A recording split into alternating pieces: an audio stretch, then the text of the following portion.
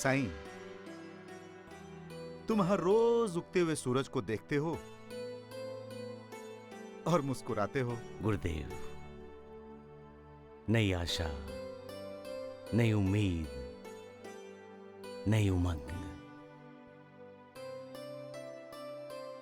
हर रोज सूर्योदय के साथ उगता हुआ सूरज हमारे लिए एक नया जीवन लेकर आता है, जिसमें होती है आशा की एक किरण, उम्मीद का एक नया प्रकाश, जो मन को आनंदित करता है। हर दिन अपने बीते हुए कल से अलग होता है गुरुदेव। इंसान अपने बीते हुए कल को भुलाकर आने वाले कल के लिए अपने आज भी जीता है, क्योंकि इंसान का जीवन उम्मीदों से, आशाओं से और अपेक्षाओं से भरा है। जब ये उम्मीद, ये आशा पूरी नहीं होती तो इंसान निराश हो जाता है। उसे ऐसा लगता है जैसे कि वो जीवन से हार गया है। संसार के सारे दरवाजे उसके लिए बंद हो गए हैं और वो रात के सन्नाटे में खुद को दबा हुआ, हारा हुआ पाता है। लेकिन जैसे ही नया सूरज निकलता है, निराशा के बादल अपने आप छट जाते हैं और मन में आशा का उदय होता है। नई उम्मीद नई शक्ति देती है और इंसान दुनिया जीतने के लिए फिर से दहलीज के बाहर अपना कदम बढ़ाता है। मैं कह तो रही हूँ सब ठीक हो जाएगा। आ गई बिटिया। खुशहाल चंद जी नहीं आए अभी तक? खुशहाल चंद जी तो अरे मैं तो कब का आ गया हूँ पुष्पा की माँ, आप लोग तैयार नहीं थे। मैं अपनी बेटी को उसके ससुराल भेज तो रही हूँ खुशहाल चंद जी, पर मुझे बहुत डर लग रहा है। कोंडू मामा के साथ साथ मैं भी जा रहा हूँ पुष्पा की माँ। मैं उन लोगों को समझाऊंगा, डरने की कोई बात नहीं है, सब ठीक हो जाएगा। यही उम्मीद लेकर तो पुष्पा को भेज रही हूँ। पुष्पा के बापू, आप पुष्पा के ससुराल वालों से जरूर पूछिएगा कि उन्होंने इस तरह से हमारी बेटी का अपमान क्यों किया। आखिर हमसे ऐसा कौन सा गुनाह हो गया कि पुष्पा को वापस भेज के सारे समाज के सामने हमें नीचा दिखाया। पुष्पा की माँ, तुम्हारे प्रश्न बिल्कुल जायज हैं, लेकिन ये समय उचित नहीं है ऐसे प्रश्न उठाने का। ये समय है बेटी का फिर से घर बसाने का। पहले बेटी का घर बस जाए, फिर। कोंडू मामा ठीक कह रहे हैं पुष्पा की माँ। चलो बेटी, चलकर साईं बाबा का आशीर्वाद ले लेते हैं। आशीर्वाद दीजिए बाबा। उठो, सदा खुश रहो, सौभाग्यवती रहो। उनका आशीर्वाद क्यों? क्यों? क्यों का मतलब क्या पुष्पा की माँ? यदि साईं बाबा का आशीर्वाद ले लेंगे तो सब कुछ शुभ शुभ हो जाएगा। पुष्पा की विदाई के वक्त भी तो साईं बाबा ने पुष्पा को आशीर्वाद दिया था। क्या हुआ? ये तुम क्या कह रही हो पुष्पा की माँ? साईं बाबा के लिए तुम्हारे मन में ऐसे विचार? क्या तुम्हारी मति मारी गई है? मैंने कुछ अनुचित भी तो नहीं कहा है।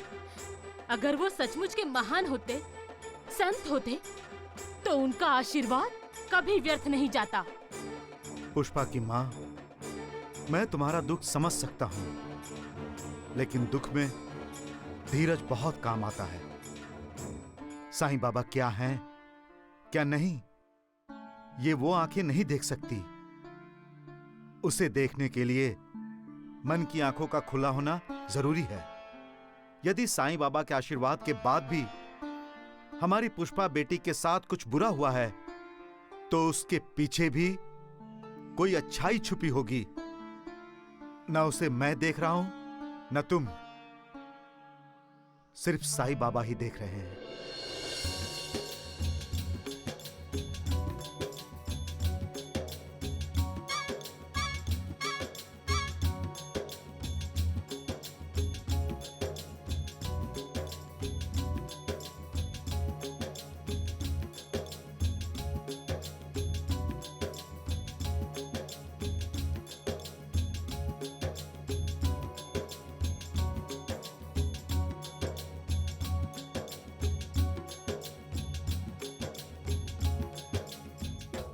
गुरुदेव, जीवन की डोर विश्वास और अविश्वास के दो पार्टों के बीच में चलती है।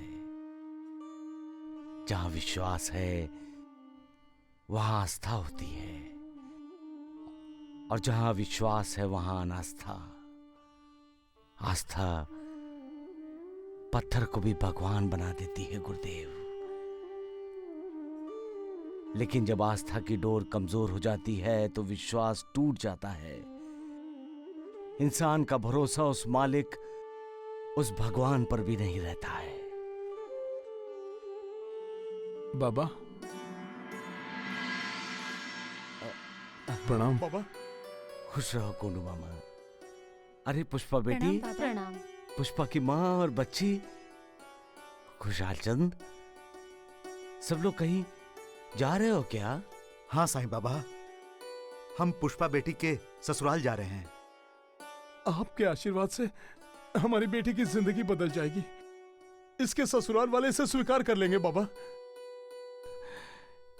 मेरा आशीर्वाद। हाँ बाबा। मेरा आशीर्वाद पुष्पा बेटी का भला कहां कर पाया कोंडू बाबा?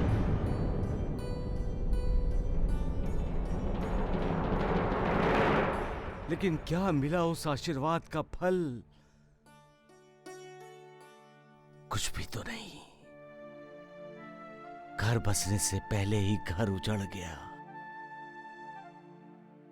फिर मेरा आशीर्वाद लेना क्यों चाहते हो तुम?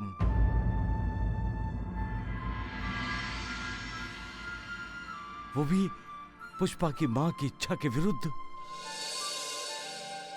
मुझे क्षमा कर दीजिए साईं बाबा, मुझसे बहुत बड़ी भूल हो गई।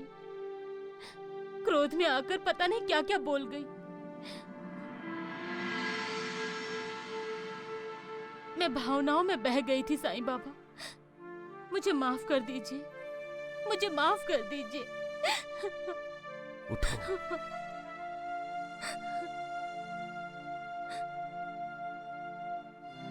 तुमने जो कुछ भी कहा गलत कुछ भी नहीं कहा। तुम तो एक मां हो। मां का दिल तो भावुक ही होता है, क्योंकि वो भावनाओं से भरी होती है। उसमें माफी मांगने या क्षमा मांगने की क्या बात है? हाँ, मैं तुमसे नाराज नहीं हूं, लेकिन जो सत्य है उसे स्वीकार करो। और सत्य ये है कि मालिक जो कुछ भी करता है उसके पीछे कुछ ना कुछ सच्चाई छिपी होती है।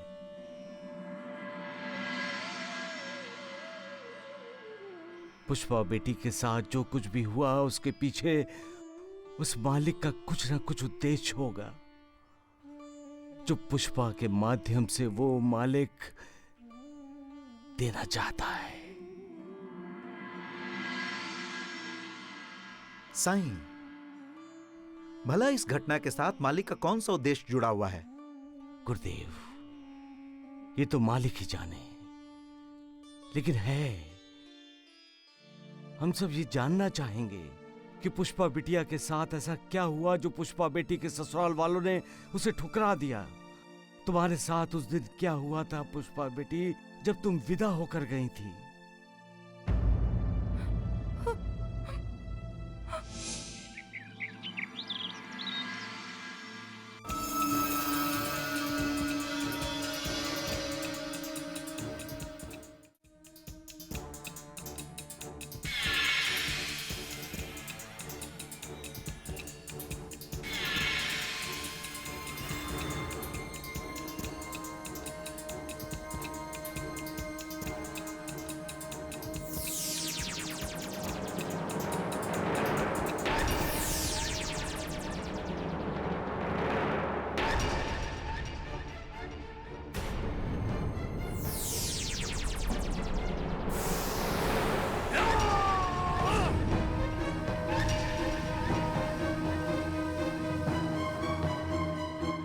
भाई रुक जाओ।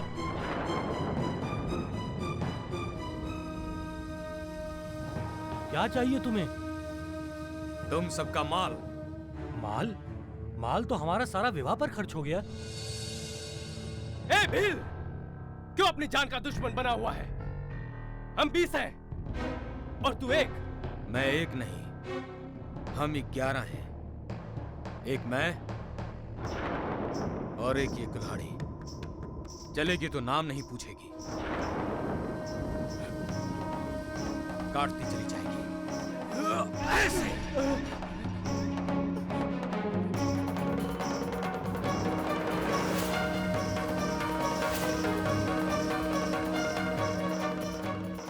इस बार तू अपनी दुल्हन के भाग्य से बच गया। अब अगर बचना चाहता है तो जो कुछ भी तेरी जेब में है सब निकालकर यहां रख दे। हाँ हाँ, देता हूं। मेरा कहना मानोगे तो सब के सब जिंदा रहोगे, और अगर नहीं मानोगे तो एक एक को काट डालोगे। डरो मत, मैं औरतों को हाथ नहीं लगाता। चुपचाप अपना सामान यहां रख दो, सब जेवरात यहां जमा करो।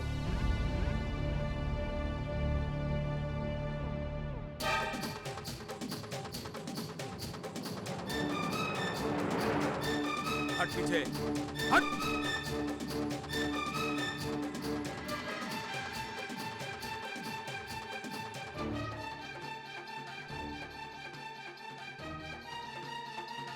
तुम अकलमंद हो।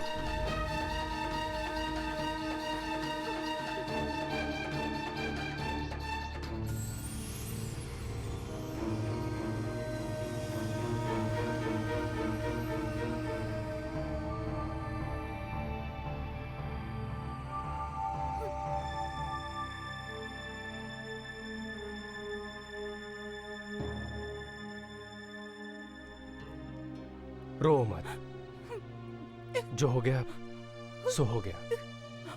माँ, मौसी, आप लोग बैलगाड़ी में बैठिए, गांव चलते हैं। हम गांव जाएंगे, लेकिन हमारे साथ दुल्हन नहीं जाएगी। क्या मतलब? मतलब हम अपने घर के लिए लक्ष्मी लेने गए थे, भिखारन का गृह प्रवेश करेंगे क्या? अपने माँ बाप का दिया तो गया, साथ साथ हमारे दिए हुए जेवर भी गवा दिए। यह मनुष्य है। इसे वापस भेज दो। ऐसा मत कीजिए, भगवान के लिए ऐसा मत कीजिए। अब मैं विवाहित हूँ और आपका घर ही मेरा घर है। रहम कर हमारे घर पर। तू तो क्या, तेरा साया भी नहीं पड़ने दूंगी हमारे घर पर। माँ जी, मेरा दोष क्या है? हाँ हाँ माँ, इसमें इसका क्या दोष है? चुप कर, अपनी माँ के आगे जबान चलाता है। दोष भाग्य का होता है, इंसान का नहीं। इसके भाग्य फूटे हैं, जो दुल्हन बनकर भी ये हमारे घर की बहू नहीं बन सकेगी। मैं आपके हाथ छोड़ती हूँ माँ जी, मुझे अपने से दूर मत कीजिए, मत कीजिए। तू जहाँ थी वहीं अच्छी है। ए बैलगाड़ी वाले, इसे वापस इसके माँ बाप के घर छोड़ा। मेरे माता पिता पे दया कीजिए। चलो जी। लेकिन माँ, इसे इस तरह के लिए। अरे अब बचा ही क्या है उसके पास, जो रास्ते में उसे कोई लूट लेगा। चलो सब। चलो जी, चलो सब।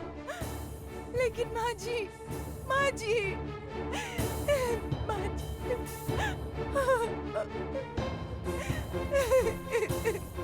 तू भी चल, चल।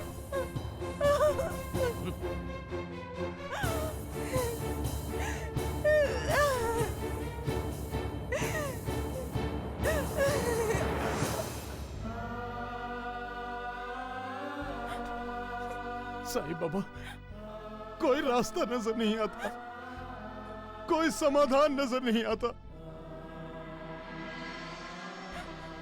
चारों तरफ अंधेरा ही अंधेरा है,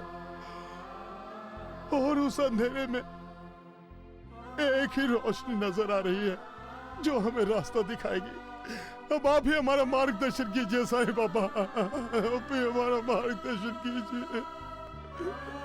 उठो कोलुबामा।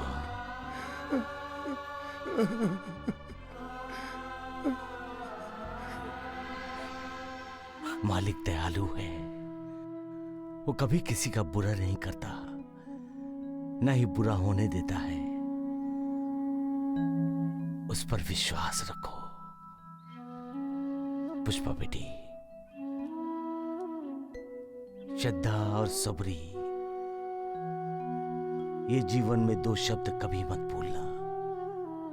ये कभी मत सोचना कि इंसान ने आंखें बंद की हैं, वो सो रहा है, तो मालिक ने भी आंखें बंद की हैं, मालिक भी सो रहा है। मालिक कभी नहीं सोता, वो सब कुछ देखता है, और जो कुछ भी देखता है उसी का तो न्याय करता है।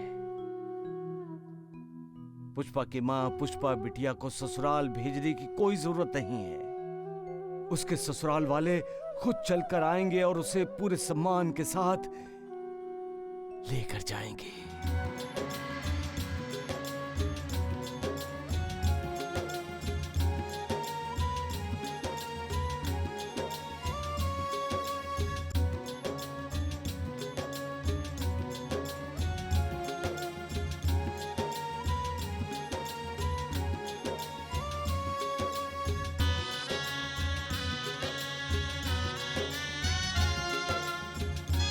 चल बेटी, चल।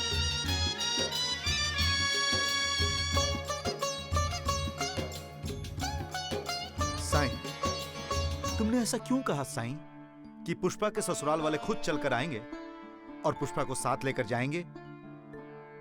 क्या तुम्हें इसका यकीन है? गुरुदेव, हर इंसान इंसान है, लेकिन हर इंसान एक जैसा नहीं। हर किसी की सोच अलग है, कर्म अलग हैं, मान्यताएं अलग हैं, यहां तक कि भगवान भी अलग अलग है। लेकिन हर इंसान के पास दिल है जो धड़कता है। किसी इंसान के पास ऐसा दिल नहीं है जो धड़कता नहीं। और दिल धड़कता है क्योंकि उस इंसान को जिंदा रखना होता है। लेकिन उसकी धड़कन कभी मध्यम होती है, कभी तेज हो जाती है, क्योंकि दिल भी इंसान की तरह कभी रोता है, कभी खुश होता है। इंसान तो गलती का पुतला है गुरुदेव। ऐसा हो ही नहीं सकता कि वो गलती ना करे। लेकिन इंसान का जो दिल गलती करके अपनी गलती महसूस करता है, उसका पछतावा करता है, वो दिल मालिक ने सबको दिया है। पुष्पा के ससुराल वालों को भी जब उन्हें अपनी गलती का एहसास होगा तो वो अपनी गलती सुधारने की कोशिश करेंगे ही करेंगे। साईं, ये तुम अपने दिल की बात कर रहे हो। मालिक का दिया हुआ दिल सबके पास है, मैं मानता हूं। दिल सुख और दुख का अनुभव करता है, ये भी मानता हूं। लेकिन हर कोई अपने दिल की बात नहीं सुनता है साईं। ये पुष्पा के ससुराल वाले अपनी की हुई भूल पर पछताएंगे, मुझे नहीं लगता साईं। सबका मालिक एक।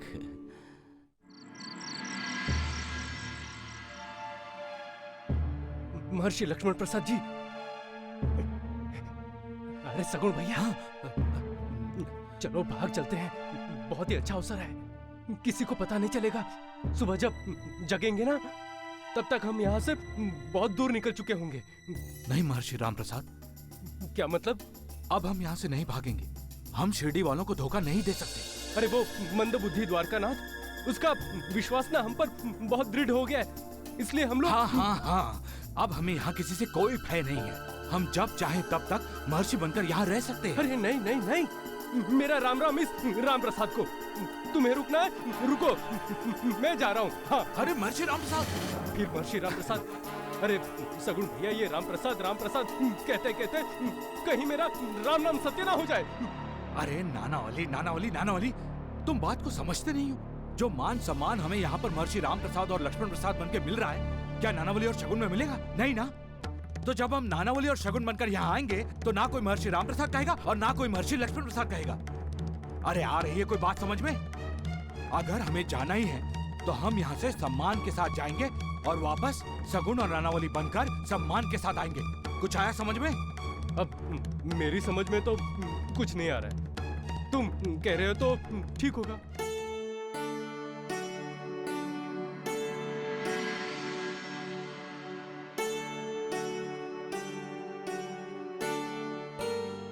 मालसपति, बिना साईं बाबा की ये द्वारिका माई मुझे खाने के लिए दौड़ती है।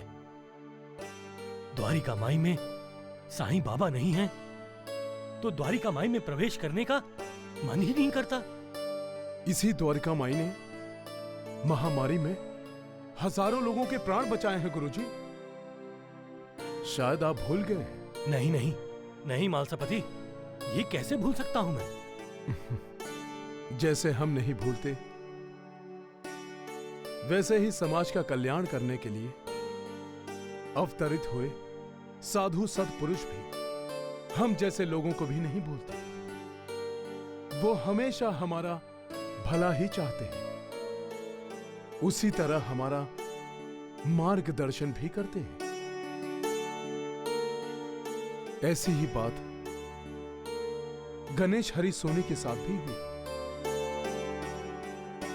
गणेश हरि सोनी श्री अक्का कोट स्वामी समर्थ के परम भक्त थे। उनकी 2 पत्नियों का देहांत हो चुका था और अब उनके सगे संबंधी उनकी तीसरी शादी करने पर जोर दे रहे थे। लेकिन गणेश हरि सोनी का कहना था, मैं तीसरी बार शादी करने को तैयार हूं, अगर श्री स्वामी समर्थ मुझे आज्ञा दे दो। सच्चिदानंद श्री सद्गुरु स्वामी समर्थ महाराज की जय। सच्चिदानंद श्री सद्गुरु स्वामी समर्थ महाराज की जय। प्रणाम स्वामी महाराज। आओ गणेश। अब तुम्हें बहुत अकेलापन लग रहा होगा ना गणेश? आपसे कभी कुछ छुपा रह सकता है स्वामी महाराज? भगवत भक्ति में अपना दिल लगा दो गणेश। फिर भी मैं अकेला ही रह जाऊंगा ना स्वामी महाराज? इंसान आता भी अकेला ही है और जाता भी अकेला ही है। दोस्तों रिश्तेदारों में रहता हुआ भी इंसान अकेला ही रहता है। स्वामी महाराज, अगर मैंने तीसरी बार शादी कर ली तो फिर ये अकेलापन मुझे खाने को नहीं दौड़ेगा ना? स्वामी महाराज, मुझे शादी करनी चाहिए या नहीं करनी चाहिए?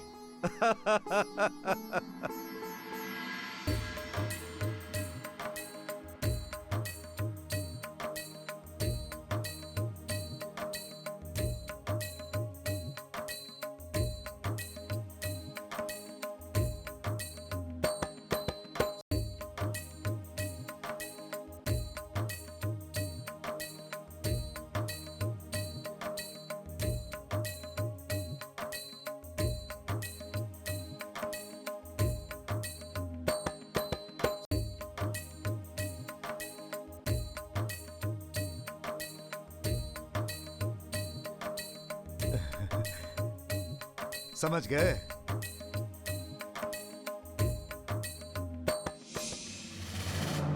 मैं समझा नहीं मालसपति। खाली चिलम पीकर स्वामी समर्थ ने क्या संकेत दिया?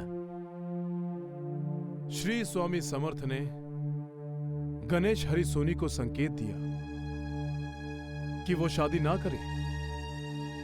वो शादी करके सुखी नहीं रहेगा। लेकिन गणेश हरि सोनी ने श्री स्वामी समर्थ के आज्ञा का पालन नहीं किया। उसने तीसरी शादी की और शादी के 8वें दिन उनकी पत्नी सीढ़ियां उतरते वक्त फिसल के नीचे गिर गई। ऐसी गिरी कि उनकी कमर ही टूट गई। आखिर तक वो ठीक नहीं हो पाई। इसका मतलब है स्वामी जी गणेश का भला चाहते थे और गणेश ने उनकी आज्ञा का उल्लंघन किया और जिंदगी भर वो अपने दुर्भाग्यपूर्ण को भोगता रहा। इसीलिए तो कहता हूं गुरुजी कि साईनाथ भी हमारा कुछ भला ही चाहते होंगे। तभी तो वो जौहर बाबा के साथ राहता गए। हो सकता है उन्हें राहता के लोगों का उद्धार करना हो। इस वक्त साईं बाबा क्या कर रहे होंगे मालसपति?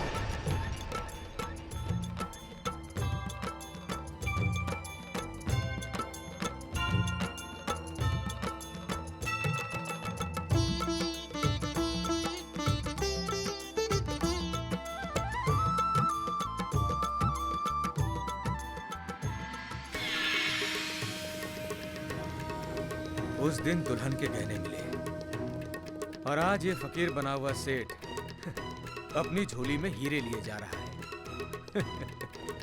ताकि किसी को शक ना हो। मालिक,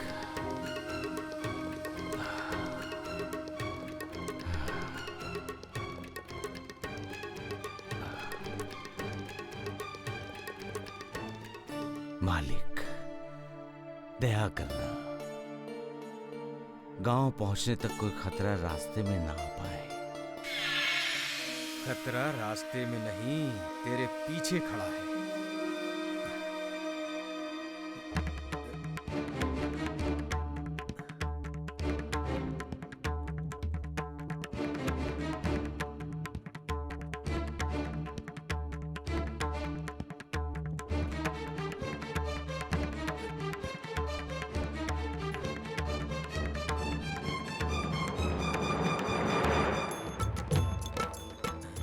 मालिक,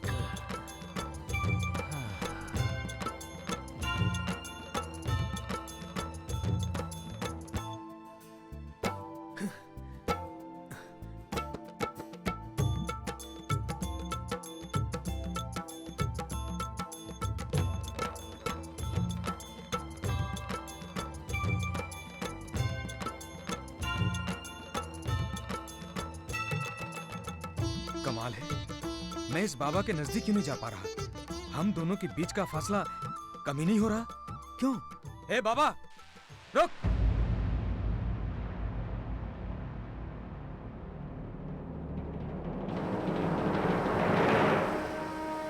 तुमने कुछ कहा मुझसे?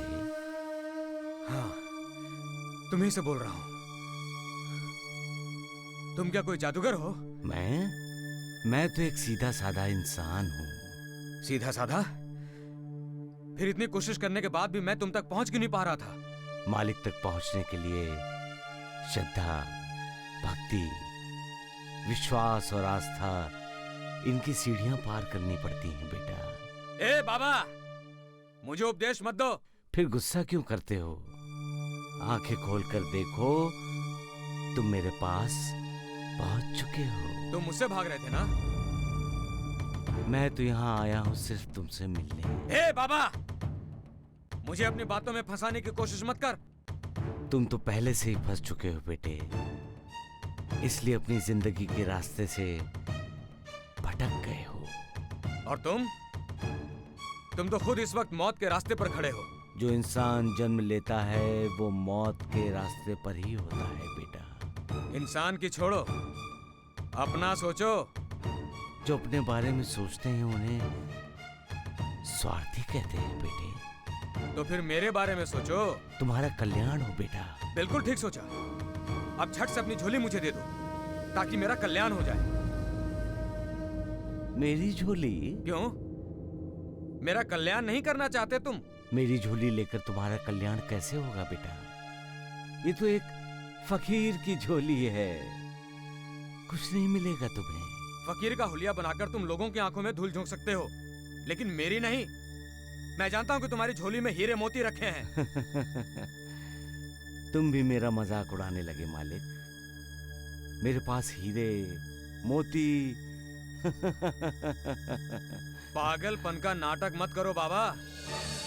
इस पगडंडी पर ऐसे कई नाटक देख चुका हूं मैं, और मेरी इस कुल्हाड़ी ने ऐसे कई नाटकों का अंत भी किया है, और अब ये तुम्हारा भी अंत करेगी। झोली दो मुझे। क्या करोगे झोली लेकर? झोली में कुछ नहीं है। छोड़।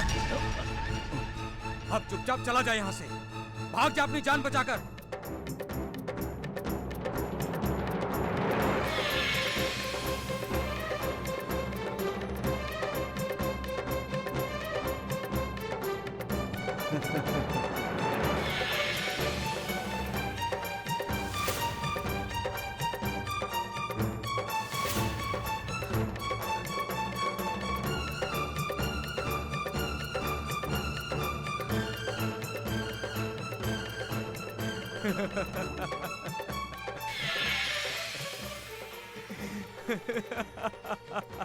अब मुझे जिंदगी में कभी डाका डालने की जरूरत नहीं पड़ेगी, कभी जरूरत नहीं पड़ेगी।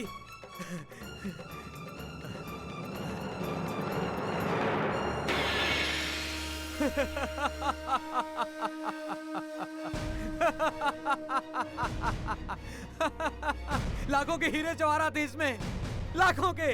अब मैं लखपति बन गया हूँ, लखपति बन गया हूँ।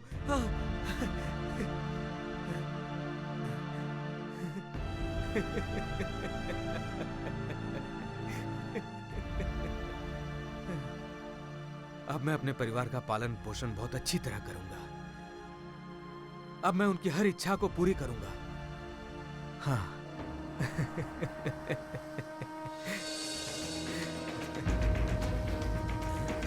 राख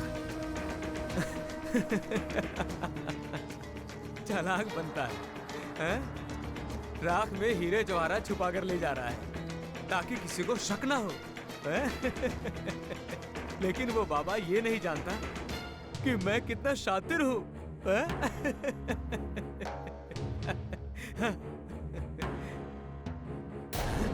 राख, राख,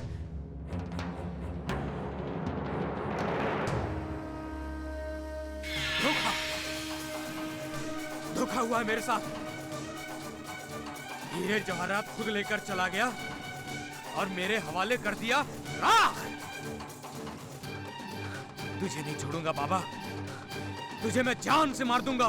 नहीं छोड़ूंगा बाबा, तुझे नहीं छोड़ूंगा। हाँ।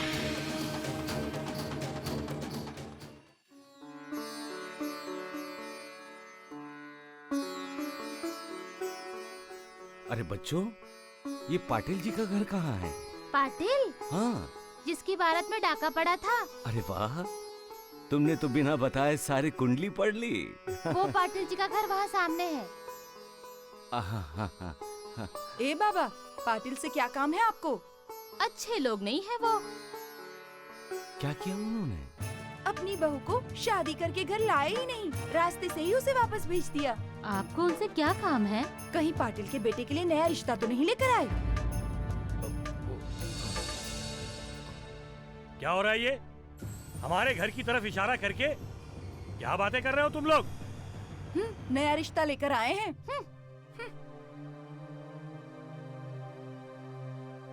हमें मिलने आए हैं आप? हाँ, मेरे बेटे के लिए रिश्ता लेकर आए हैं? पहले हम घर चलते हैं। ऐसी बातें करना सड़क पर ठीक नहीं है। मेरा घर तो सामने ही है।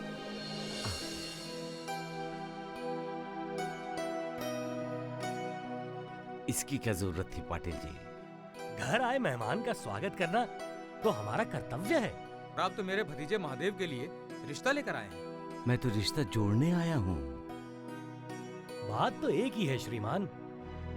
मैं तो रिश्ता निभाने की बात करने आया हूँ। इस बाबा की बातें समझ में नहीं आ रही। मैं ये समझाने आया हूँ माँ जी कि रिश्तेदार टूटते हैं, रिश्ता कभी नहीं टूटता। पाटिल जी, जब कोई रिश्तों का बंधन स्वीकार करता है तब इस बंधन से मुक्ति इतनी आसानी से नहीं मिलती। चाहे बंधन तोड़ने वाला हो या जिसके लिए रिश्ता टूटा हो, वो हो। बंधन में ही धन है पाटिल जी, और धन का आकर्षण सभी को होता है। इसलिए रिश्तों को बंधन कहा गया है, क्योंकि ये बंधन होकर भी हर किसी का आकर्षण होता है। ये बंधन है ये जानकर भी हर कोई बंधन में बंधना पसंद करता है। अच्छा बोलते हैं ना? लेकिन किसका रिश्ता लेकर आया है ये बाबा? मैं तो सिर्फ इंसानियत की बात कहने आया हूँ पाटिल जी। मैं जो पूछता हूँ उसका सीधा सीधा जवाब दीजिए।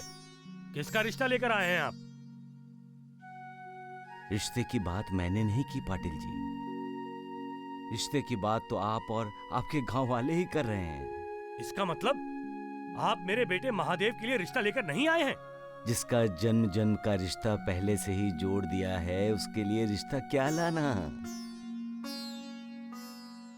कहाँ से आए हैं आप? पुष्पा बेटी के गांव से, उसके मायके से, राहता से।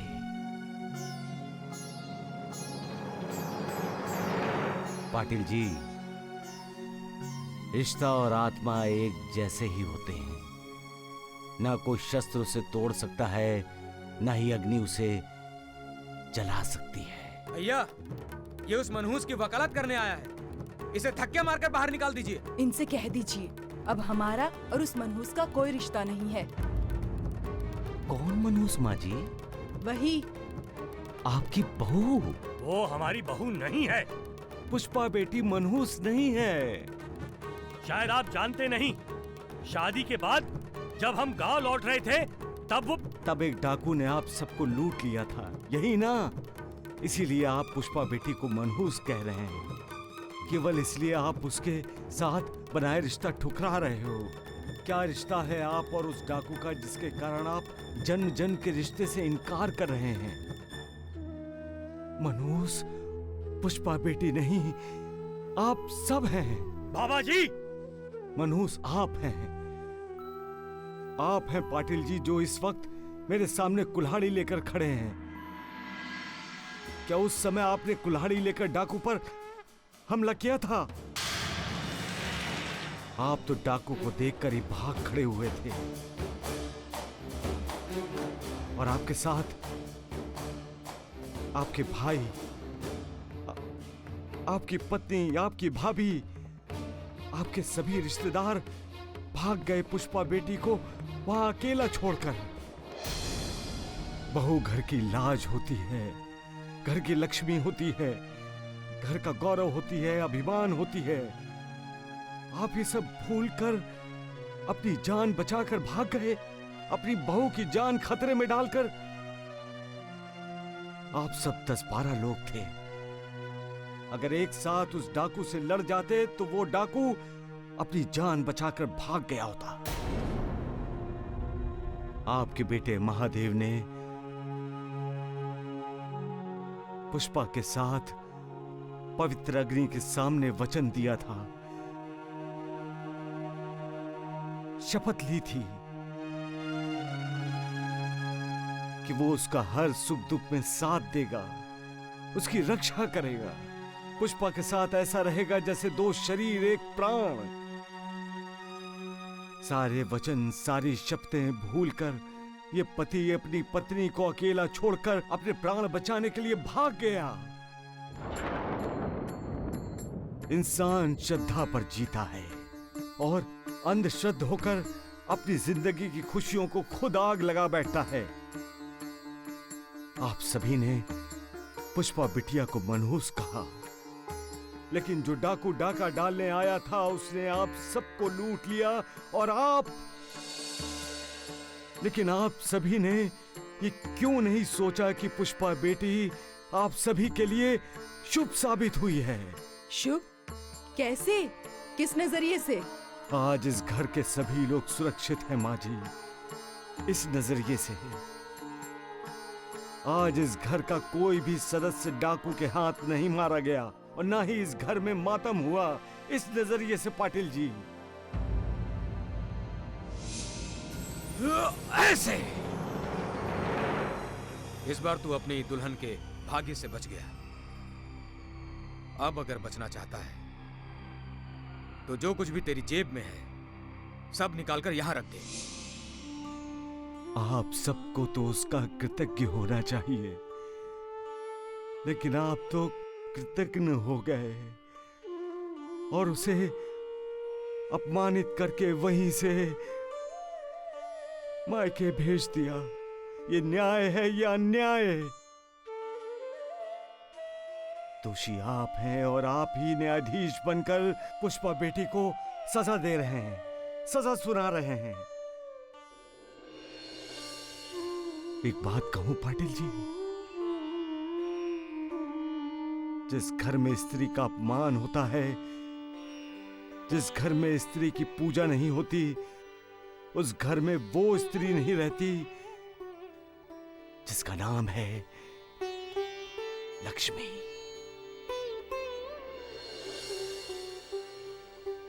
जब आप घर की लक्ष्मी का अपमान करते हैं तो समझ लीजिए कि आपने लक्ष्मी का अपमान किया। तो ऐसे घर में लक्ष्मी कैसे निवास करेगी? यहां तो आपने घर की लक्ष्मी को घर में कदम तक रखने नहीं दिया।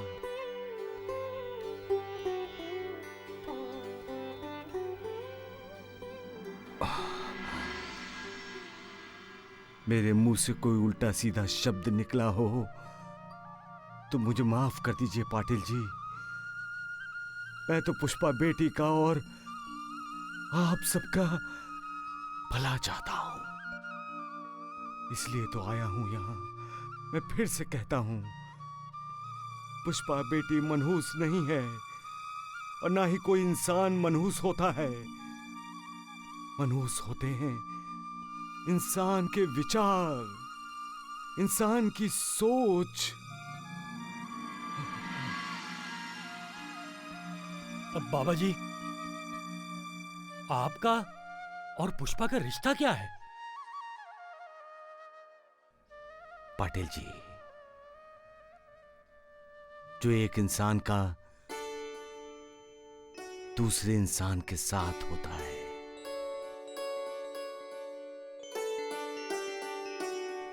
इंसानियत का रिश्ता,